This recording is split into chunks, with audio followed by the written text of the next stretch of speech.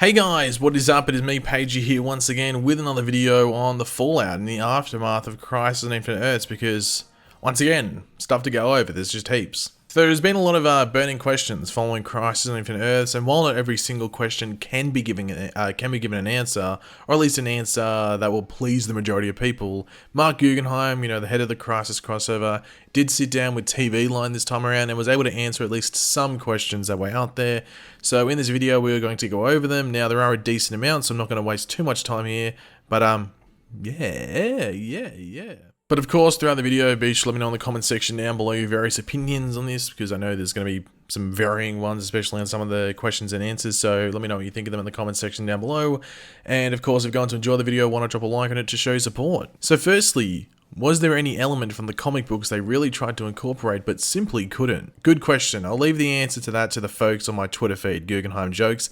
Obviously, there are always financial limitations we run up against. We made the decision very early on that we were going to spend our money on bringing over as many characters from other universes and other properties as possible, and we did that knowing that it would probably limit the scale and grandeur of some of the fight sequences, but you make your bed and you lie in it. So this has actually been something that a lot of people have talked about, and I've sort of referenced, it seems that was the case, where obviously when you bring in all these characters, and especially like people that have been, that aren't on contracts and stuff like that, it can be very expensive to get them to appear in them, in the episodes, especially if you really want them.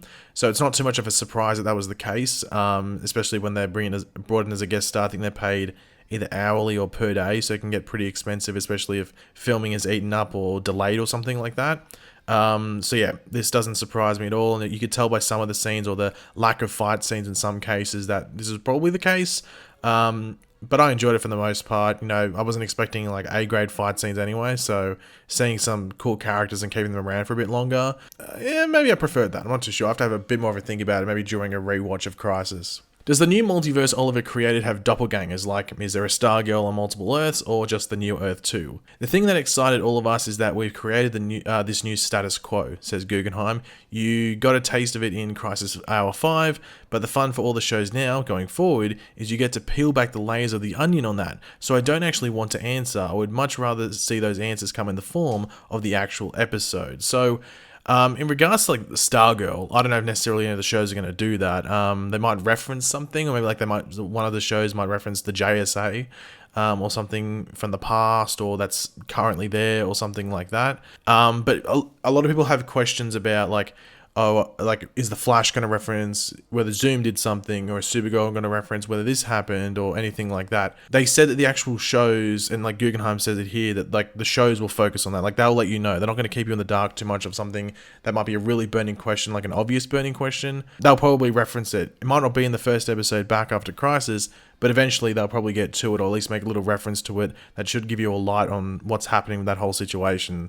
So yeah, Lex Luthor, regarded as not just a good guy but the best guy, is a fun thing for Supergirl to play with. Will we see other ripple effects? Is Connor still adopted by John and Lila? Will we see Baby Sarah in 2020? You won't see Baby Sarah in Arrow episode 809, but we have absolutely talked about how if that Green Arrow and the Canary's backdoor pilot goes to series, what does adult Baby Sarah look like, including what we're going to refer to her as. But the thing that has us really excited is we have now put into our universe a new mystery, which is, what does this post-crisis universe look like?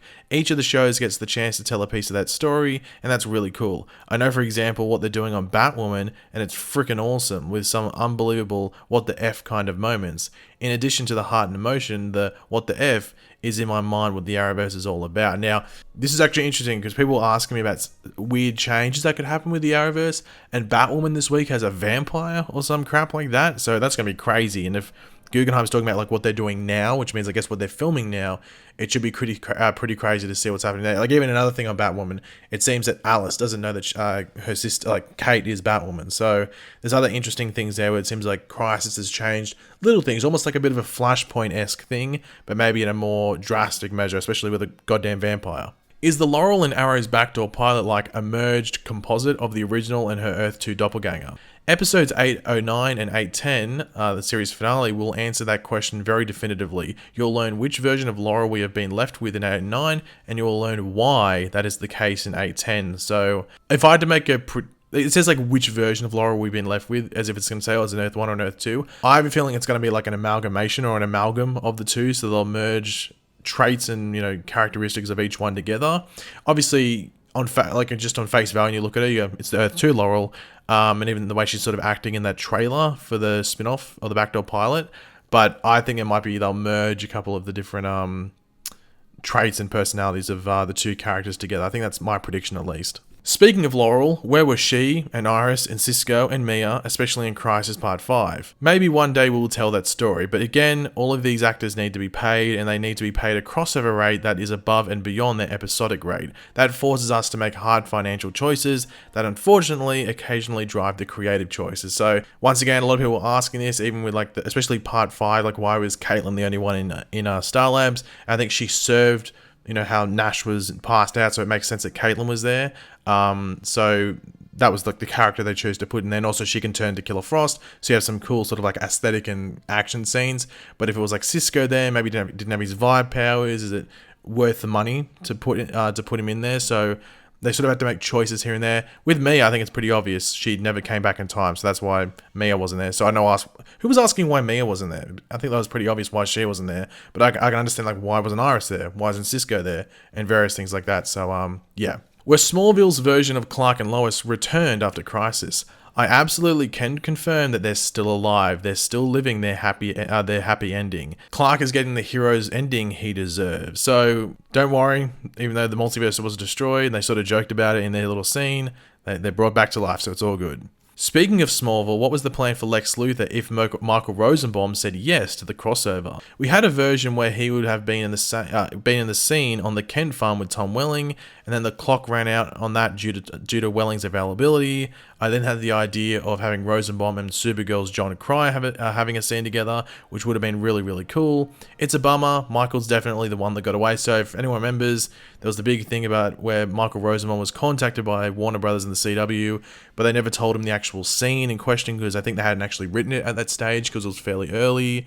And they just couldn't get him. So yeah, I guess in retrospect, maybe they would have organized it earlier on and put the logistics through properly, and then they might have been able to get him, but unfortunately they didn't, which sort of sucked. Why was it a priority to have the DC movie's Flash, Ezra Miller, make a cameo? It's not that it wasn't a priority, but it was something that only became a possibility for us after we wrapped the crossover. The crossover was done, we had finished, and then I got a phone call from Warner Brothers TV chief Peter Roth saying, would it be possible? Could we logistically and creatively make it happen? I said absolutely, but that was something that was presented to us by the Warner Brothers DC organization. Peter said to me, how are you going to do this? And I said, I have no earthly idea, you've just thrown me this amazing ball.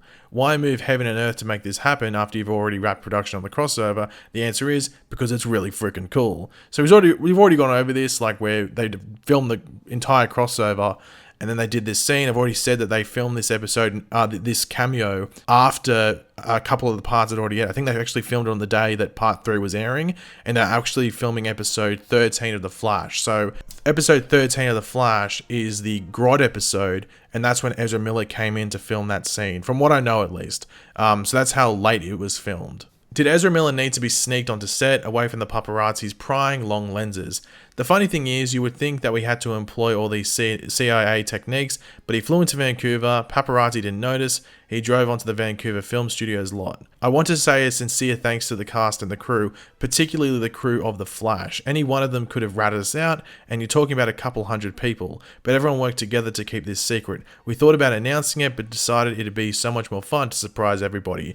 So if you're on Twitter, you would know that Guggenheim actually teased something about announcing something, which was actually this Ezra Miller scene, but Warner Brothers told him not to. However, as I've said in a previous video as well, this technically did semi-leak, and by semi-leak I mean, as I was saying before, how I know that it filmed in December, that information leaked. So the general leak was that they were filming episode 13 of The Flash, and it was referenced that they're doing big Flash stuff on set at the moment, and that's what the leak was. However, the correlation was that it was just for the Flash episode that was currently filming, and it was maybe like some like Jesse Quick or Wally West shows up or something like that. Nothing like this. I don't think anyone was expecting anything like this, so that's just crazy that they got this done. Is there even a half of an idea for the Arrowverse's next crossover event? I would say I have ideas for ideas, and I've sort of pitched to the CW CEO Mark Pedowitz and executive producer Greg Berlanti what, if left to my own devices, I would like to see us do.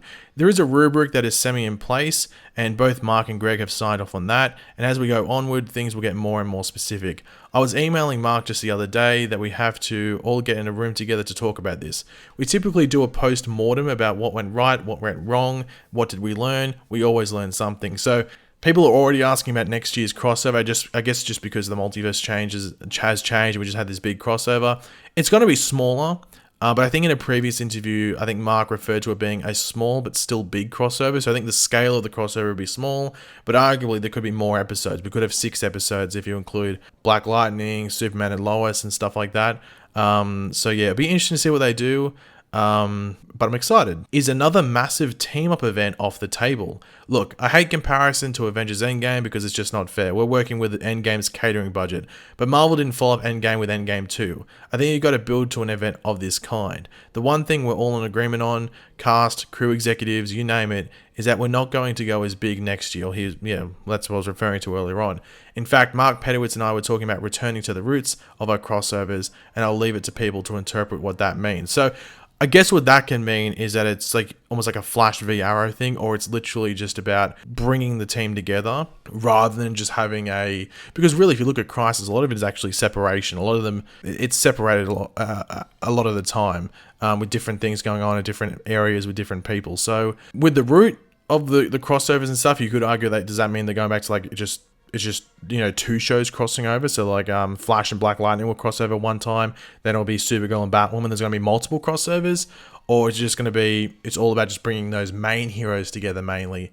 Because I think if you're going to go smaller scale, I don't think you can have like all the side characters being a part of it. It's literally just going to be the Flash shows up, Black Lightning shows up, White Canary shows up, Superman shows up, and things like that, and have it a smaller crossover, but still have all the big characters there. But yeah, that's all to go over from this interview with Mark Guggenheim. I'll link it in the description down below if you want to go check all of it out. Yeah, if you enjoyed the video, it would be awesome if you could drop a like on it to show support. Let me know in the comment section down below your various opinions on this and all of that. And of course, if you are new to the channel, make sure to subscribe. And yeah, I'll catch you guys later. Goodbye.